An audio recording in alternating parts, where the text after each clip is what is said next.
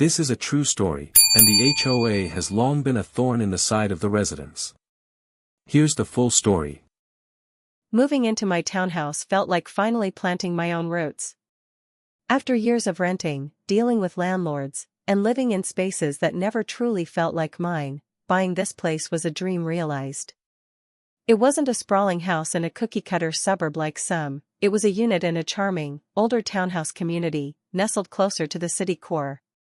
Each unit had its own distinct character, its own small patch of earth out front, a defined area with space for a tree, some bushes, flowers, a little slice of green to call your own. This felt perfect.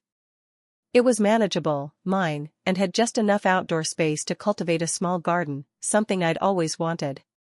The process of buying, inspecting, and finally closing was a whirlwind. The previous owners, I learned later, had lived there for many years but had admittedly let the exterior maintenance slip towards the end. The small front garden area was overgrown, choked with what looked like tired, straggly bushes and a generous carpet of weeds. The mini tree out front, a standard Bradford pear I think, looked like it hadn't seen pruning shears in ages. It was a little neglected, but I saw potential. I saw a blank canvas, a chance to bring life back to the space, to create a vibrant spot welcoming to pollinators and pleasing to the eye. The day the keys were officially mine was exhilarating. The old owners had moved out the day before, a flurry of moving trucks and boxes. I spent that first day just being in the space, walking through empty rooms, making plans. The next morning, reality hit, not with a welcome basket, but with a stiff, official-looking piece of paper taped to my front door. An ordinance violation notice from the city. I picked it up, confused. It cited a violation for improper disposal of refuse and leaving bulk trash at curb exceeding allowed time. But I hadn't put anything out. I hadn't even generated any trash yet beyond a coffee cup. I was the new owner. This made no sense. A wave of confusion, quickly followed by irritation, washed over me. I called the number on the notice. After explaining the situation, the city clerk was able to give me a little more detail. The violation had been reported by a resident and referred to the city code enforcement the day before, citing trash left on the curb. That was clearly the previous owners moving debris. They had, according to the clerk, even scheduled a special pickup with the trash company for their bulk items. It seemed the timing had just missed the code enforcement officer's round. It was annoying, a bureaucratic hiccup on my first official day as a homeowner. But then, later that day, as I was unpacking a box on my porch, I saw her. My next-door neighbor. I'd seen her briefly during the inspection walkthrough, a woman with a sharp, watchful gaze. She was outside, meticulously trimming a single, rogue blade of grass on her otherwise immaculate lawn with a pair of what looked like kitchen scissors. She saw me and walked over, offering a tight smile. "Welcome to the neighborhood," she said, her voice a little too sweet, a little too performative. "I'm Carol." We exchanged pleasantries for a moment. Then, her voice dropped, becoming conspiratorial. "You know," she said, leaning in slightly, "the previous owners of your place, they were just terrible. Absolutely terrible. Never took care of anything. The yard was a disgrace. I had to report them to the city constantly." My stomach clenched. "Report them? To the city?" "Oh," I said, carefully. "Well, I just got a city notice about some trash on the curb from their move." Carol's smile widened, losing all pretense of warmth. It became something else, a look of pure, unadulterated satisfaction. "Oh yes," she purred. "I reported that. The moment they put it out. They always left things out too long. I specifically called code enforcement on them that day. They needed to be taught a lesson." I stared at her, stunned. She wasn't admitting to calling code enforcement in general, she was admitting to calling them on the day of the move, knowing they had likely arranged for pickup, purely out of spite for past grievances. She was proud of being petty. Proud of causing trouble for people who were no longer even living there. "They never took care of their property," she repeated, as if that justified actively causing a new owner a problem before they'd even properly moved in. In that moment, standing on my own porch, a city violation notice in my hand thanks to her, I realized exactly how crazy my neighbor, Carol, the neighborhood's very own HOA Karen, was. This wasn't just someone who cared about rules, this was someone who weaponized them, driven by personal vendettas and a need for control. A cold wave of unease washed over me. I had just moved in, excited for a fresh start, and my very first interaction with a neighbor had confirmed I was living next door to someone who actively sought out conflict and reveled in petty punishment. The illusion of sanctuary began to crack before I'd even unpacked my dishes. The knowledge that she was watching, waiting for me to slip up, was a heavy blanket draped over the excitement of new homeownership. Despite the ominous introduction to Carol, I was determined not to let her spoil my excitement or my plans. My focus was on making my townhouse feel like home, and that started with the neglected front garden area. The day after the city notice ordeal, I was out there, armed with gloves, a shovel, and sheer determination. I spent hours ripping out the old, dead bushes and pulling up the tangled mess of weeds that had taken over. The soil underneath was hard, lifeless, clearly depleted. I hauled away bags and bags of green waste, clearing the space entirely. Then, I brought in fresh, dark, nutrient-rich soil, spreading it over the bed. It felt good, physically demanding and symbolically cleansing, turning the page from neglect to potential. My vision was a vibrant, low-maintenance flower garden, something that would be colorful and inviting. I wasn't aiming for horticultural perfection, just a little slice of nature. I decided to use a mix of wildflower and pollinator-friendly seeds, the kind you just scatter and let nature do its thing. There was no life in that old soil, I figured, so spreading this mix was an easy way to see what hardy beauty might take root. I watered the newly sown ground, stepped back, and felt a quiet satisfaction. The space looked clean, hopeful. For the next few weeks, life settled into a rhythm. I unpacked, decorated, got used to the quirks of the townhouse. I saw Carol occasionally, usually when she was performing some intense landscaping ritual on her own lawn or sidewalk edge. She'd offer that tight smile, a brief nod, her eyes always seeming to flick towards my front garden area, where tiny green shoots were beginning to emerge from the soil. I felt her gaze, a constant pressure, a reminder that I was under scrutiny. The shoots grew. Some were undoubtedly wildflowers from the mix, delicate stems, promising leaves. Others were, predictably, actual weeds, opportunistic greenery taking advantage of the fresh soil. It was a mixed bag, exactly as I had expected from scattering a seed mix. It looked a little wild, a little untamed, but it was green, it was alive, and it was starting to bud with the promise of color. Then, about a month after planting, another official-looking piece of paper arrived in my mailbox. This one was from the Homeowners Association. It was a formal warning notice, citing a violation of the landscaping standards, specifically, for excessive weeds in the front garden bed. My heart sank, then immediately began to pound with frustrated anger. Weeds? I knew there were some weeds mixed in, but the bed was clearly full of budding plants from the seed mix. It wasn't neglected, it was growing. And I had just cleared out the entire area and put down fresh soil. This felt targeted, nitpicky to an absurd degree. Given my earlier interaction, I had little doubt about the source of the complaint. Carol. She must have seen the wild growth and reported it to the HOA, framing my budding garden as an unkempt mess. I didn't want to get into a protracted fight over flowers versus weeds. I found the contact information for the HOA president on the notice. I decided to try a calm, rational approach first. I texted the president, introduced myself, and explained the situation. I mentioned I was a new owner, had cleared the neglected bed, and planted a pollinator-friendly seed mix. I explained that what might look like weeds were actually the early stages of wildflowers budding. To my relief, the president seemed reasonable. They replied quickly, acknowledging my explanation.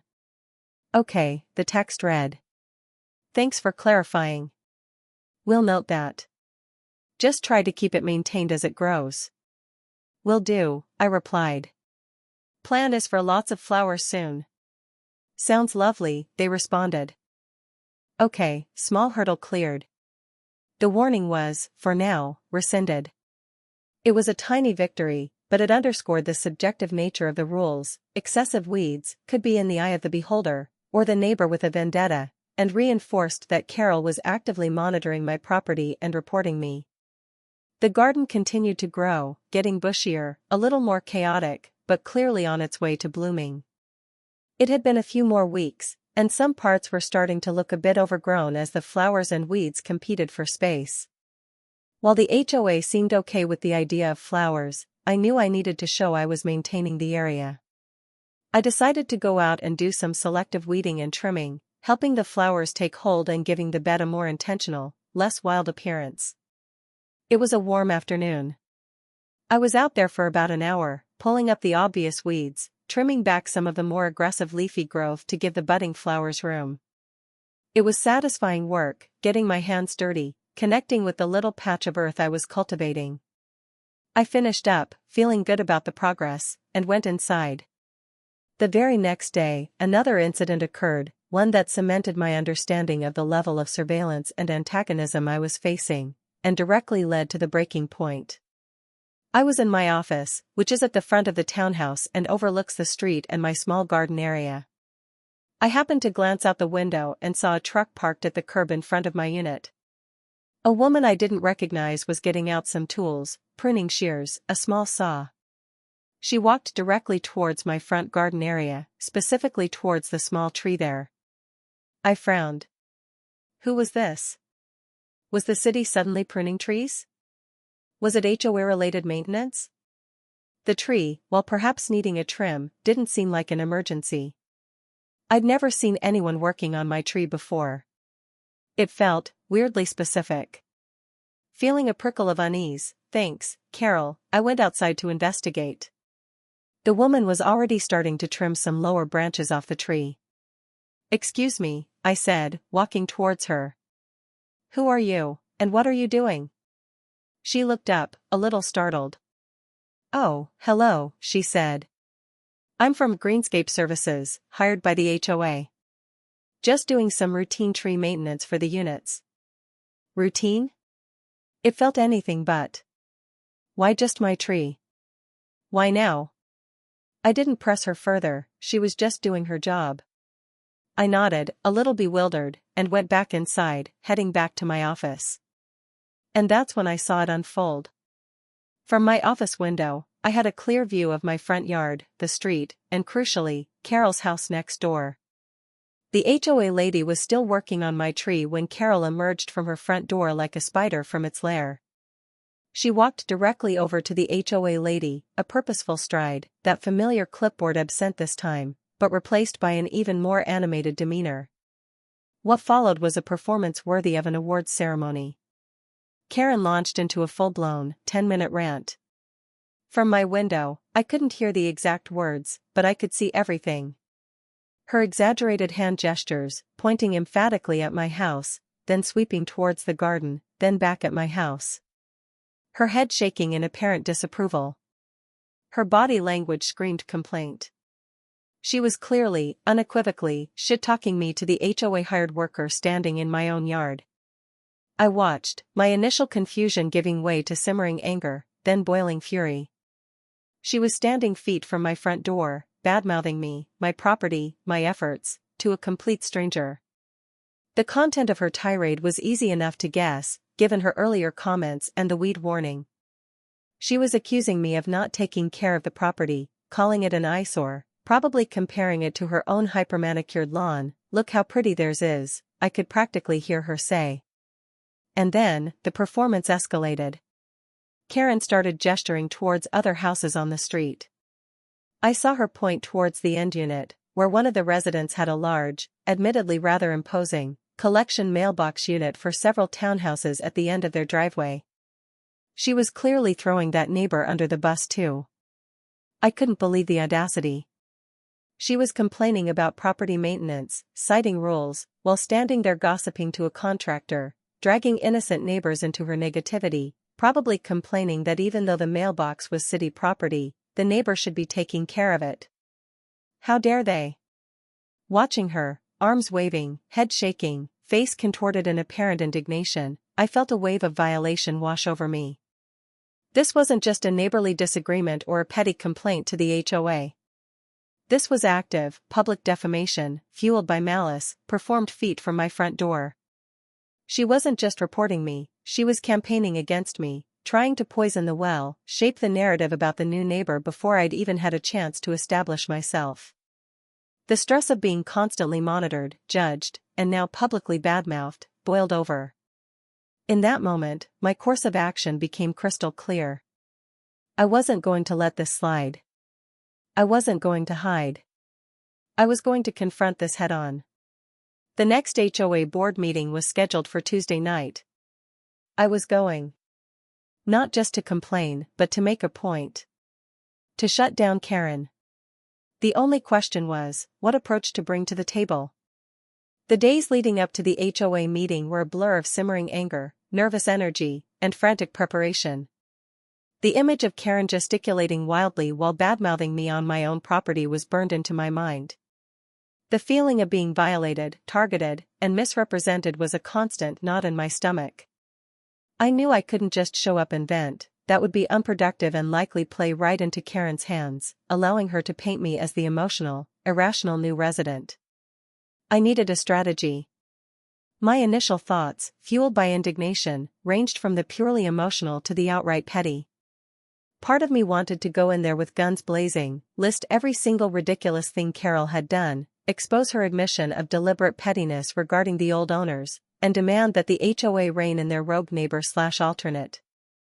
Another part, the more strategic part, wondered if a malicious compliance approach, being overly polite while highlighting the absurdity of the rules or their enforcement, might be more effective.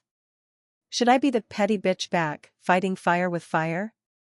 I thought about bringing up the garage sale issue. Carol held what seemed like a never-ending series of garage sales on weekends, fueled by an apparently insane stockpile of couponing goods she needed to offload. These sales were a genuine nuisance, cars parked haphazardly, often blocking driveways, strangers milling about the neighborhood all weekend. It was almost certainly a violation of some HOA rule about commercial activity or frequent disturbances. It was a perfect example of Karen violating rules herself while obsessing over others' minor deviations. This was solid ammunition, a way to highlight her hypocrisy, but bringing it up felt, well, petty. And I wasn't sure if leading with a personal grievance, even a legitimate one, was the best way to establish credibility with the board. I decided to lean into the strategic approach, but be prepared to deploy other tactics if necessary.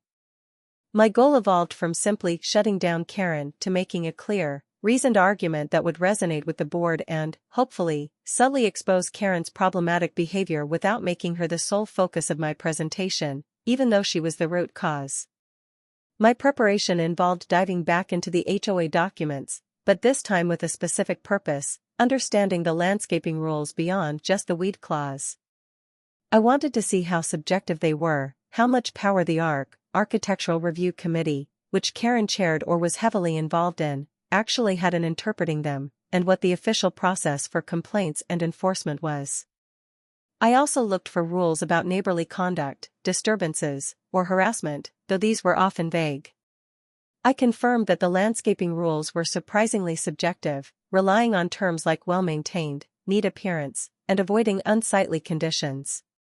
These were exactly the kinds of terms Karen could weaponize based on her personal taste and prejudices. I also researched how HOA meetings are typically run, my rights as a resident to speak, and what kind of information the board would be receptive to. Facts, documentation, and focusing on solutions seemed to be key, rather than emotional appeals or personal attacks. I decided my primary approach would be to address the process and clarity of the landscaping rules, using my weed warning and the tree trimming incident as evidence of potentially arbitrary maintenance/oversight, as case studies.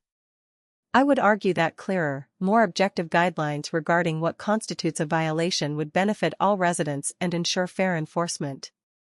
This would indirectly challenge Karen's ability to interpret subjective rules however she pleased, without directly accusing her of malice, though I would have examples ready if needed. I also decided to arrive early at the meeting to observe, get a feel for the room, and see who was there. I wouldn't confront Karen before the meeting. I would maintain a calm, composed demeanor, letting her drama speak for itself if she chose to engage. I would save the garage sale issue and other direct examples of her hypocrisy as a last resort, only if her behavior during the meeting necessitated a more direct counterattack. The night before the meeting, I felt a knot of anxiety. Confrontation is not my natural state.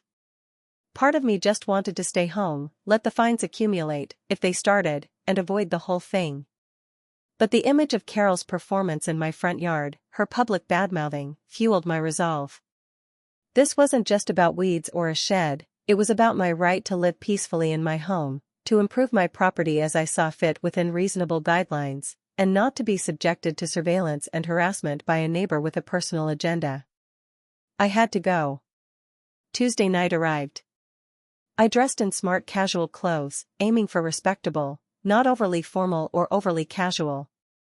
I carried a small notebook with my prepared points and relevant sections of the HOA documents highlighted. As I walked towards the community clubhouse where the meeting was held, my heart was pounding, a nervous drumbeat against my ribs. I entered the room. It was smaller than I expected, with a long table set up at the front for the board members and a few rows of chairs for residents. Just as the text update mentioned, attendance was low. Only a few chairs were occupied by residents, and fewer still at the board table. It seemed like only a few board members were present, perhaps barely enough for a quorum. And there she was. Carol. Sitting at the board table, looking stern and official. The update mentioned she was an alternate, perhaps one of the regular members was absent. She was talking intently to another board member, her back slightly to the door. As I walked towards the chairs, she turned. Our eyes met. Her expression, already set in a serious mold from her conversation, instantly shifted. Her eyes widened slightly, then narrowed, and her mouth tightened into a look of pure, unadulterated fury. The update was right, she looked absolutely pissed that I had dared to show up. I walked past the board table towards the empty chairs, maintaining a calm, neutral expression, making no eye contact. I chose a seat a couple of rows back. As I sat down, I heard her voice, sharp and carrying across the quiet room. Well, she announced loudly to the other board members, gesturing vaguely towards me with a dismissive flick of her hand. Look who decided to show up. She's my new neighbor, the one that moved into the crazy people's house. The words hit me like a physical blow, despite the fact that I knew she had used that phrase before. Hearing it spoken out loud, publicly, to the governing body of the community, about me and my home, was shocking. My face felt hot, but I forced myself to remain seated, to keep my expression neutral, to not react visibly to the provocation. She was trying to rattle me, to paint me as problematic from the outset. I would not give her the satisfaction. I recalled the update's detail. Why were the previous owners crazy? Because she never saw them leave the house. The sheer absurdity and obsessive nature of her surveillance struck me again, even in my shock. Yes, the previous owners were probably smart to avoid her 24/7 monitoring. The other board members present turned to look at me briefly, some with neutral expressions, one or two with what looked like faint awkwardness. The chair of the board, I later learned his name was David, cleared his throat. Welcome, he said to me, his tone more polite than Carol's outburst. The meeting began. Standard procedures, reviewing minutes, discussing routine maintenance items. I sat quietly, observing, listening, my notebook open but my eyes mostly focused on the board. Carol interjected frequently during these initial discussions, often with seemingly minor points, but always with an air of absolute certainty and an intensity that felt disproportionate to the topic. She was clearly used to being a dominant voice, even as an alternate. I waited for the appropriate time, during the open forum for resident concerns section. When David announced the section, I raised my hand. Yes, David said, looking over. My name, is it? Yes, hello, I said, standing up. I took a deep breath, trying to keep my voice steady despite my nerves and the lingering heat from Carol's insult. My name, and I'm a new resident at, my unit number. I stated my purpose calmly, sticking to my strategy. I wanted to discuss the landscaping regulations and their enforcement, I began. Specifically, the subjective nature of terms used, such as excessive weeds or unsightly dot.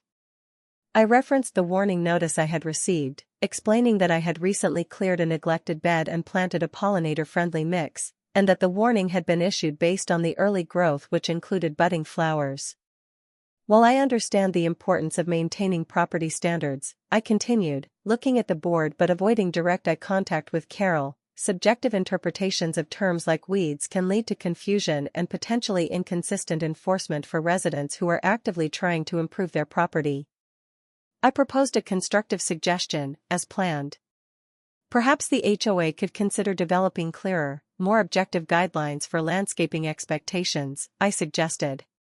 Defining specific areas that must be mulched, acceptable heights for certain types of ground cover, or providing a list of recommended native plants that are encouraged.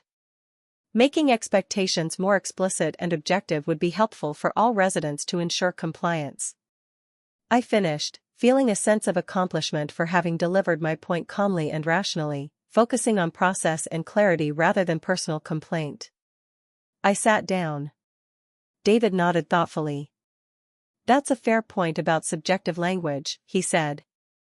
"Thank you for bringing it up. We can certainly look into reviewing the landscaping guidelines for clarity." Another board member, a kind-looking woman named Martha, added, "Yes, it's always better to have clear rules. We appreciate you making the effort to improve your front area." Carol, however, couldn't let it go. She shifted in her seat, her face still tight with displeasure. "The rules are clear enough," she interjected, her voice sharp. "Residents just need to maintain their property properly. It's not hard to tell the difference between a weed and a flower if you actually care about your home." She shot a pointed look in my direction. I ignored it.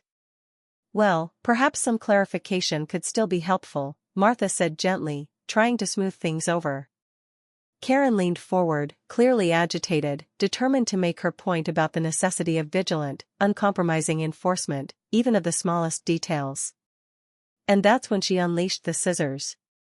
"It's about standards," Karen insisted, her voice rising.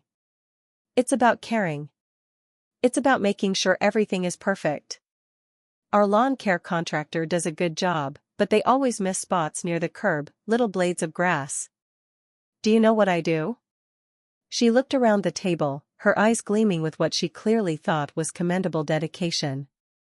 "I get down there," she said, miming a squatting motion. With my scissors, she made snipping motions with her fingers, and I cut the individual blades of grass the mower missed. "That's how you maintain standards." A stunned silence fell over the room. My eyes, which had been focused on my notebook, flicked up.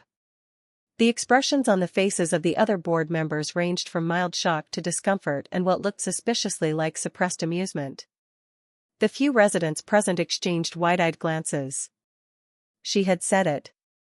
The update was real. She actually got down on her hands and knees and cut grass with scissors. And she thought it was perfectly normal, even admirable. It was a moment of bizarre, self-incriminating clarity. While she intended it to showcase her dedication to standards, it instead revealed the depth of her obsession, the almost pathological need for control over the tiniest details, an obsession she was projecting onto the entire neighborhood and weaponizing through the HOA. David, the chair, cleared his throat again, a little louder this time. "Right," he said quickly, moving on. "Well, thank you, Carol, for illustrating that level of commitment. And thank you, my name, for your points regarding the landscaping guidelines. We will add that to the list for review." The rest of the meeting proceeded without further major outbursts from Karen, though she remained visibly agitated and continued to interject on smaller points with sharp remarks. Her scissors confession seemed to have, at least temporarily, dampened her absolute authority in the eyes of the other board members present. They were polite, but they didn't immediately rubber stamp her contributions as they might have before. When the meeting adjourned, I gathered my things. Carol avoided looking at me as people filed out. I didn't need to be petty back, Her own words had done more to expose her than anything I could have said about garage sales or trash cans. Walking home that night, the initial wave of adrenaline and anxiety subsided, replaced by a quiet sense of accomplishment. I hadn't achieved a dramatic Hollywood victory. Karen hadn't been banished in a puff of smoke. She was still my neighbor, still likely an alternate on the board. But I had gone into her territory, remained calm despite her provocation, made a clear and valid point about the rules, and perhaps most importantly, witnessed her reveal the almost comically extreme nature of her obsession to others. Her public insult and the subsequent scissor story, while meant to demean me and emphasize her rigid standards, had instead highlighted her own peculiarities to anyone paying attention. In the weeks and months that followed, the immediate effects were subtle but significant. I never received another warning notice related to my front garden being weedy or unsightly. The HOA, prompted by my suggestion and perhaps influenced by the awkwardness of Karen's meeting performance, genuinely began a process of reviewing and clarifying the landscaping guidelines. Communication from the HOA became slightly clearer, less open to subjective interpretation. Carol was still Carol.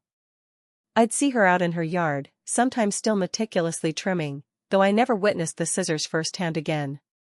She still gave me that tight, unfriendly look when we crossed paths. I'd sometimes hear her talking loudly to other neighbors or HOA contractors, and I suspected she still complained about me and others.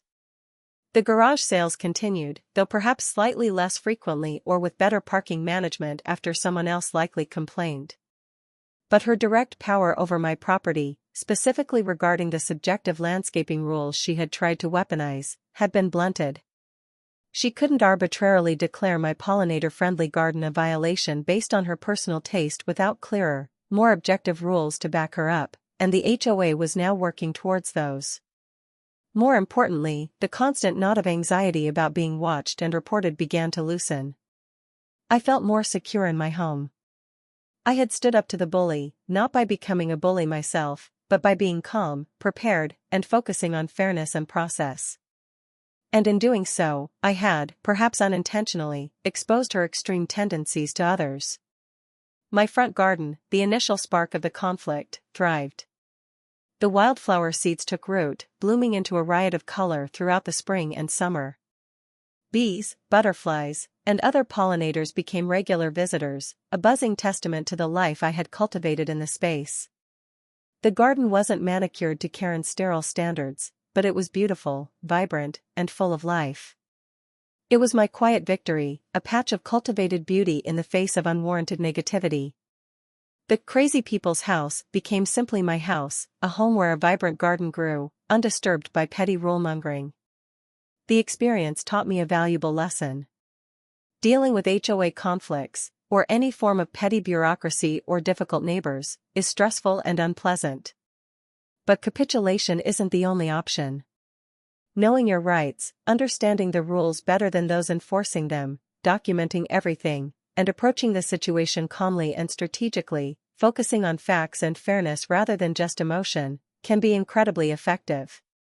You don't have to descend to their level of pettiness or drama. Sometimes, simply shedding light on their behavior and advocating for clear, fair processes is enough to shift the balance. Your home is your sanctuary, and it's worth standing up for your right to enjoy it peacefully, to cultivate beauty, or even just a slightly unruly but beloved garden, without fear of arbitrary judgment or harassment. So, if you find yourself facing your own version of HOA Karen or grappling with unreasonable rules, remember the garden. Remember the scissors. Be prepared, be calm, know your rights, and focus on clarity and fairness. You might not win a dramatic public battle, but you can cultivate your own victory, one rule clarification and one blooming flower at a time.